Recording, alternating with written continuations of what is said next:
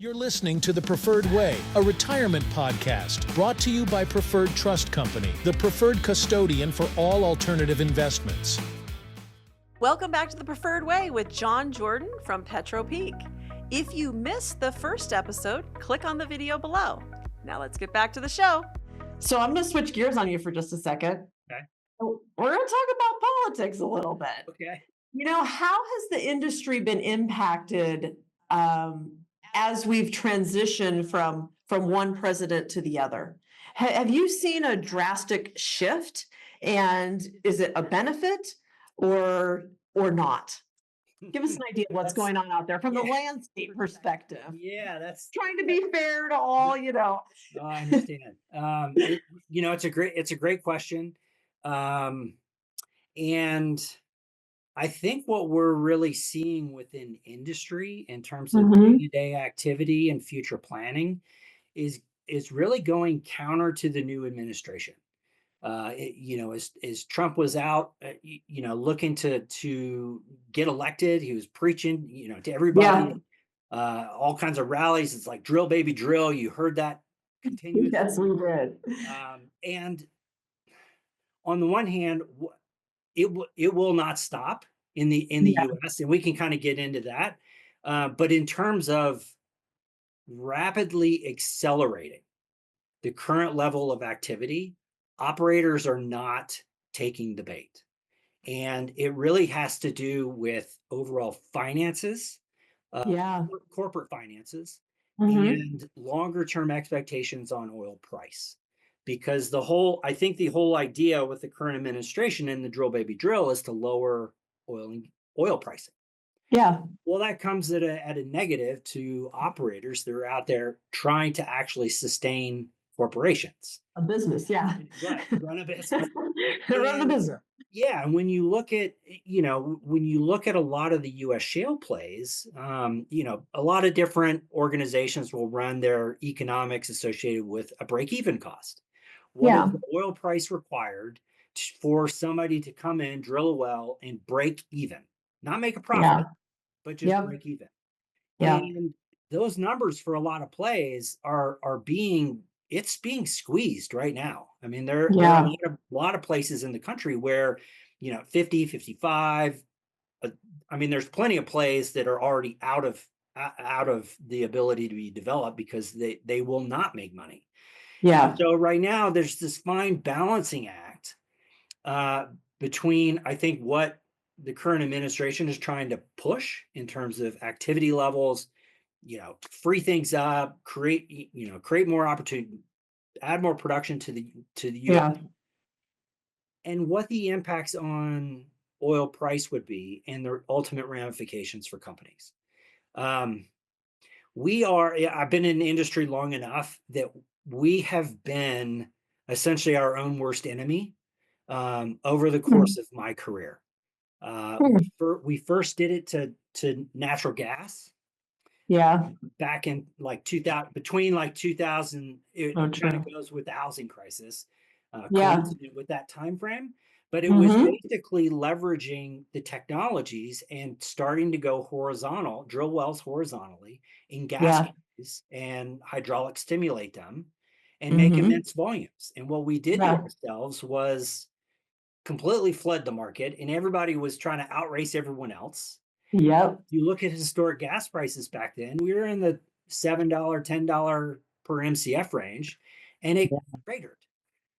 And basically did it to ourselves. And then secondary event happened on the oil side, where we essentially said, okay, look, we've got these gas resources. We know where they are. We can go and tap them when the timing is right.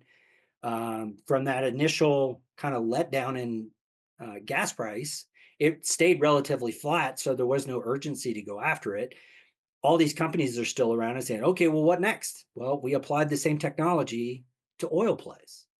And we started to do the same thing. And in 2014, 15, we oversupplied the market as an industry and had another price shock.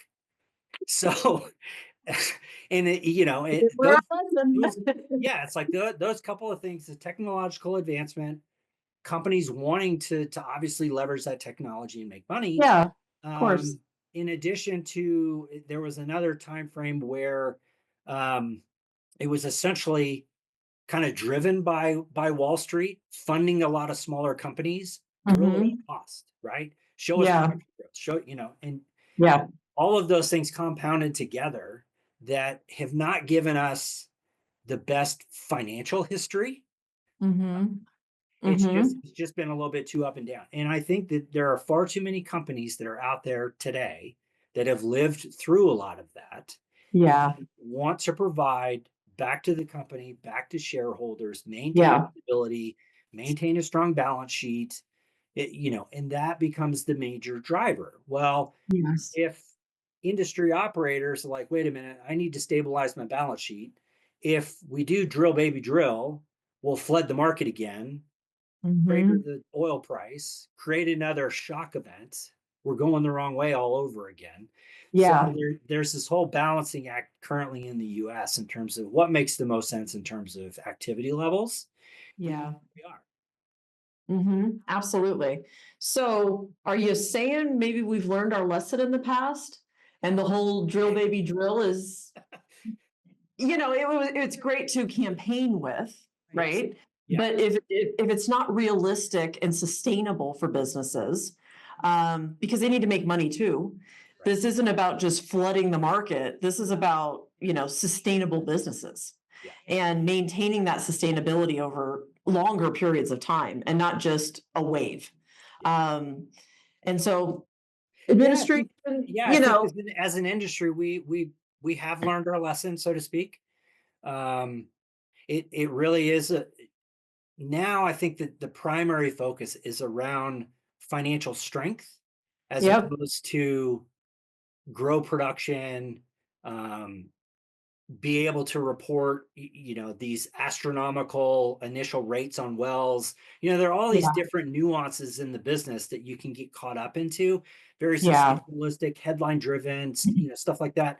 The reality is all these companies are really honed in on their balance sheet, their bottom line, and what's best for their company and shareholders. Well, that's great. Yeah, and we've seen announcements of a variety of people or companies that are, I wouldn't say ceasing, but they are scaling back activity levels this year a little bit just due to the commodity price crunch as well as the uncertainty around tariffs. 100%. Okay, well, I like when companies have solid balance sheets because as an investor, doing your due diligence on something you know nothing, and I mean nothing about from an oil and gas perspective, it took me 10 years to really kind of navigate and figure it all out.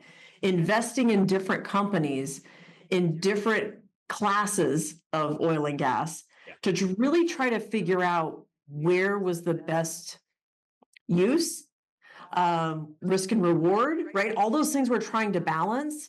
And the one thing that you have very little access to is their balance sheets. To know, are they sustainable to even potentially pay out anything in the future, right? Because some of these plays it takes a long time. Let's just put it that way, right? They have to report to their state in regards to, what they're actually pulling out of the ground. That's great, but it's months behind, right? And so it's very difficult for investors to figure out the lay of the land. So what are three pieces of advice you would give anybody that's brand new that wants to invest in oil and gas? Let's say they want to invest $500,000 in cash, $500,000 in their retirement account. What would you say to them? Three things that you would say to them to watch out for, and where would you put that money? Yeah, that's a great question. I don't know if I can limit it to three. Okay, you can go five. You can go five. Sure. With basically a 50-50 split in terms of cash versus, say, a self-directed IRA, I would really, kind of direct the individual. Can you allocate on the cash side? Can you find a non-operating working interest? Essentially, that's the branding of direct participation in a well. You're not the operator, but you're contributing to the capital costs of the well. Yes. On the cash side, I would direct them to try and pursue that for cash. The IRA piece, it's really best suited for minerals in the minerals. There, while there is the tax benefit, the 15% on revenue, not immense, but you're in a sheltered thing already. So if you are interested in oil and gas with that IRA, going into minerals would be a fantastic then opportunity. In terms of other advice, patience, communication. I've learned that 10 years. Yeah. Patient. So the reality is, and I spent 25 years with operators, right? So they're trying to do the right thing. They're living their daily business. They're trying to drill well. Everybody's in this to do what they think is right. Correct. You're going to find bad apples 80. Sure.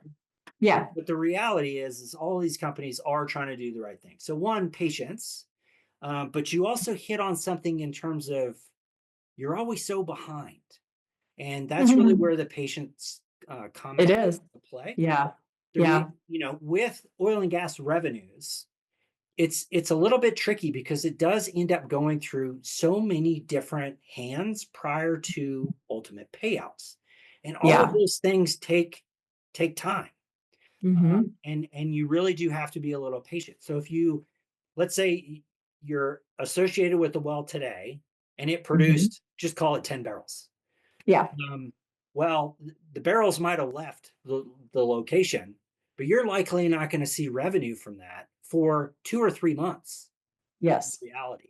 And it just has to do with the fact that the oil and gas companies do have to report to regulatory agencies. They have to be very accurate and precise with that reporting. So there has to be, plenty of checks and balances and QA certainties associated with the volumes, and they get reported monthly. They don't get reported daily. So, it does take a while to get all those sums, check them, triple check them, make sure it's all correct, report it to the state. That then creates a trigger. Then it starts going through their own internal systems. It's got to go through land to make sure, who the heck owns all this stuff and has ownership changed since the last time we paid royalties. And then once that's done, it goes through the legal, it goes through accounting, and then ultimately you get the check. But the reality is, because this is kind of deeded true ownership, the barrel that was produced 3 months ago, you are legally required. They are legally required to pay you for that barrel. It's the lag. So again, it gets back to the whole patience comment. In knowing that, hey, your first check from a producing well could take a while. If it's a brand new well, it could take 6-9 months. To actually I've been there. Right. So there's definitely a patience piece. And then back to my comment around everybody that's in this, they're all trying to do the right thing, but everybody's not always right. And that's really where the communication comes into play, and establishing a connection wherever your ownership might be, with an oil and gas company through this mineral type thing. Understanding who you need to talk to when you see something in a statement or report that you don't quite either understand or don't agree with. Because the mistakes get made. They do. But everybody, then you have to go through the process of correcting and updating and whatnot. And everybody wants to do that and do the right thing, because on the back end, the legal ramifications could be significant, and nobody wants to go there. Everybody wants to solve it and get it right. How do you determine which is the right company? I hate to say this, and I don't mean any disrespect. There are so many of you guys out there that is very difficult to determine who you should invest with. There's a lot of comfort. You just said it, communication. Yeah, that's huge for me. I made an investment in oil and gas from the drilling perspective 2 years ago Okay. with one company, not going to name names. There's a variety of them that I have invested with, and I like to vary it. I think spreading it out in different locations with different companies is a good strategy. I've learned that some of them hit, and some of them are great, and some of them are financially stable, and others will continue to struggle just to raise enough capital to get off the ground. I've been involved from one spectrum to the other, from mineral rights to royalties to the drilling to, I'm sitting alongside of major banking corporations that, I'm one of the investors that, first capitalized to get them to the stage where they could go after that bigger financing. I've run the gamut when it comes to oil and gas. And I've always struggled with figuring out who is the right company, but the communication between the company and the investor has always been a key component for me, because if they are not consistently communicating with you, because there is a huge patience pants factor here, like you really have to be patient and understand the industry and get to know how the industry ticks and operates and the regulatory aspect. You've got to take the time to figure that out. But I still struggle with finding those right companies. What would you say is a good indicator of that? Now you're doing this, right? Yep. So, why is PetroPeak Investments better than the next? How do you kind of how's that competitive nature within the organization or the industry work? Yeah. And what should we be watching out for? That, like you said, there is plenty of competition. A lot of people will hone in on one of two things: scale, so the size of your investment, Okay. or location. Okay. And so a lot of, like, with other companies that are doing similar things to what we are offering, Yeah. they will have an area where they consider themselves the absolute expert. They might have 20 years of experience in a couple of counties in one state, right? And they are, Okay. by and large, a huge expert in that very localized area, have connections, be able to own and operate their business very well. Um, but they probably are not very good if you go halfway across the country and say, how are you going to, do you want to look at this Yeah. deal here? Yeah. And for us at PetroPeak, that's kind of where our expertise comes into play. We've been involved in unconventional shale plays across the entire United States Hmm. for decades. My entire career has been Yeah. built around it. All the people that I have associated currently with the business, they're all unconventional folks. We've run the gamut in terms of just technical evaluations, in terms of, hey, let's go look in Montana and go assess Yeah. that. And what is the Yeah. possibility? Where's the activity? What's the future possibility? To, okay, how are we going to drill 200 wells in the Permian this year? Right. Yeah. So we've got Yeah. this wide spread of kind of technological knowledge, expertise, interactions with a lot of different companies, evaluations of where people are, what they're doing. Back to your point of who's kind of the good operator, who's Yeah. going to do the right thing. If I've Yeah. got an opportunity to buy on a dollar for dollar basis an equivalent mineral deal that is sitting under an Exxon Mobil with some near-term development versus, Yeah. Bob's Oil and Gas. Yeah.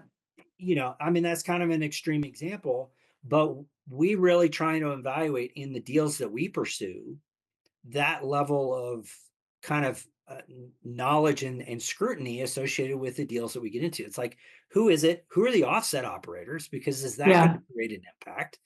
Yep.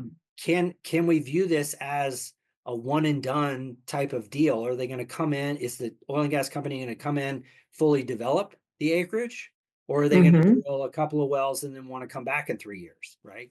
And Yeah. it just creates different opportunities and different evaluation techniques and entry points into what we pursue from from an acquisition standpoint.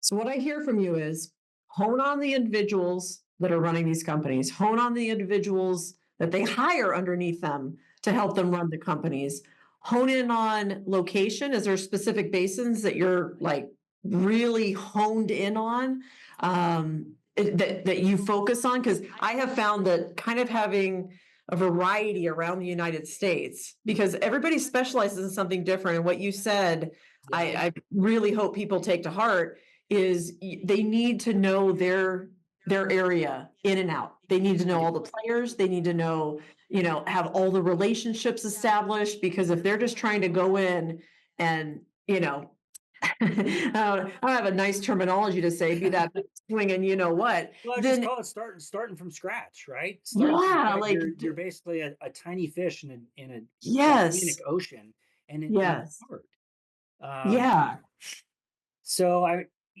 for us, in terms of areas that were probably better, that I would kind of put it in two tiers.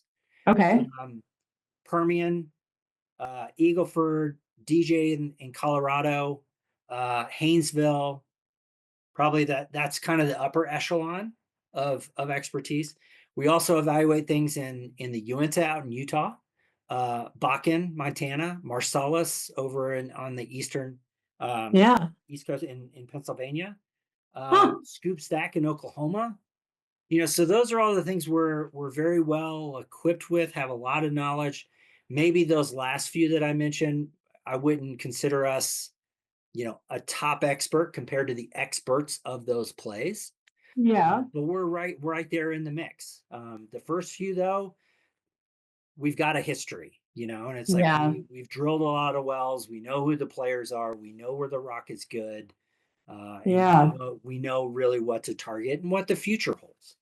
yeah, I was talking, actually, kind of a funny story. I was talking to a potential investor a couple of weeks ago, and he actually owns minerals in Midland, so the eastern half of the Permian Basin.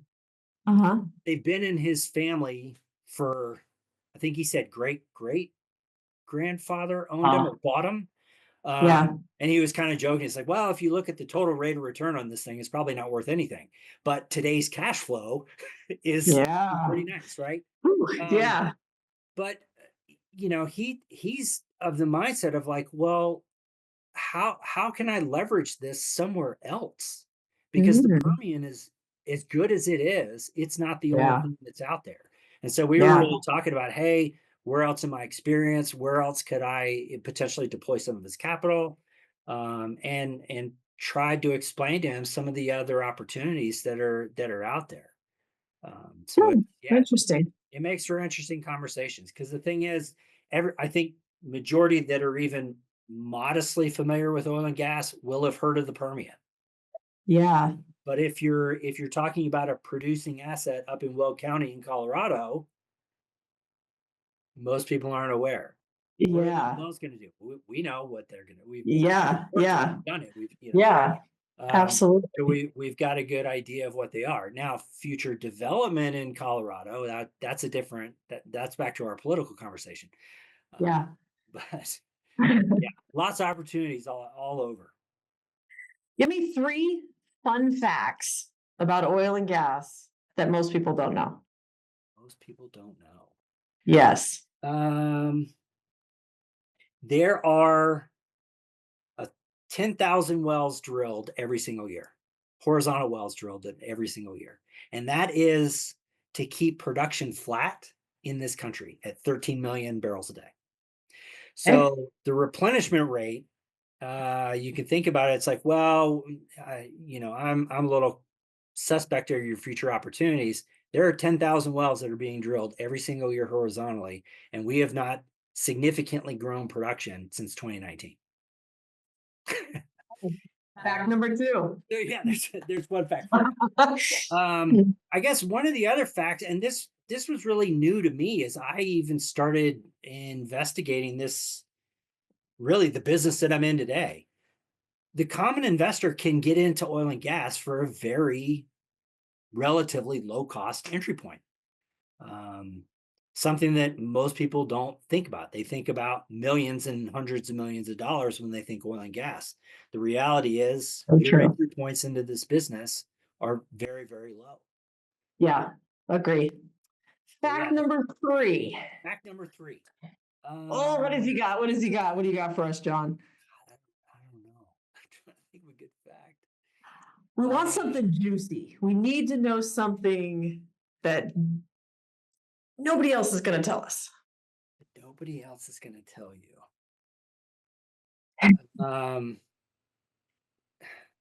This is kind of a personal bias of mine. Okay, we'll take it.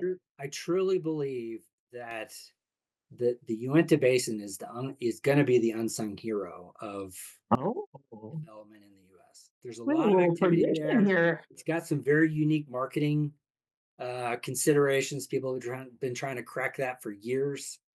It's seen some significant acquisitions over the course of the last year, with some pretty big players involved. And I think something that is really gonna take off here. It will not scale to the level of the Permian ever. Yeah. But just in terms of what that play could be, what the activity levels could be, I think it's going to surprise a lot of people in years to come. Okay, I'll take it. Is there anything I didn't ask you that I should have? Geez, that's a good one. How about I ask you about that object would be to the right or the left of your head there? This one. What is that? Yeah. Can we see that? Can we see that up close? Sure. It's a painted drill bit. It's called a tricone drill bit. That somebody I used to work for. They actually painted these for people's colleges, and so I am a tried and true Georgia boy. And this is where the tricone comes from is these 3 pieces here. These rotate and spin, and that's actually what breaks up the rock as the drill bit is rotating from the surface. How heavy is that thing? This is pretty small. I mean, it fits in my hand. This is probably 10, 15 pounds, somewhere in that ballpark. So, I kind of felt it when you picked it up. I was like, "Whoa, it is heavy." Yeah, it is a little heavy. It's something you do not want to drop. Yeah, at first I saw like the solo cup at the top. So I've been staring at it here for a while. I saw the solo cup and I'm like, that's not a solo cup. And then I thought, I thought it was a Cool Whip can, right? Kind of resembles a Cool Whip can. Sure. So we just have to know sometimes. You know, you have those objects that are sitting out there, so you have to ask about them. Yeah, that's a good one. Yeah, that's a good one. Well, John Jordan with PetroPeak Investments, this has been a pleasure. Thank you so much for spending some time with us and just talking the basics, from politics and oil and gas to, mineral rights to royalty rights to drilling to how you should invest to what you should do with cash or what you should do with a self-directed IRA. We truly appreciate you taking the time to chat with us. I'll leave you with this. How do people get a hold of you? Because you are a communicator. And like I said, always say to investors, do your due diligence before you invest with anybody. So how would we get in touch with you? Yeah, a great starting point would be our website. So that's petropeakinvest.com. From there, we've got, phone numbers that contact me, but you can book time with me on the website. So that's a great place to start. Another way, you can email me directly, johnjordan@jordanep.com would be a secondary way for folks to get in touch. Well, great. I can't thank you enough. Thank you so much for spending some time with us here today. We hope to have you on again. We really appreciate the time. Yeah, I love it. Yep. There's, like you had mentioned early on in the conversation, it's like that there's so much from an education standpoint that people just aren't aware of when it comes to oil and gas, and I am happy to share at any time in the future. Well, we appreciate it. Thank you. And we're going to conclude that today on the Preferred Way podcast here at Preferred Trust Company. If you have any questions, you know how to get a hold of us. Until next time, we'll see ya. Thanks for joining us for another episode where retirement savers meet alternative investments. Can't wait for the next episode to learn more? Visit our website at preferredtrustcompany.com.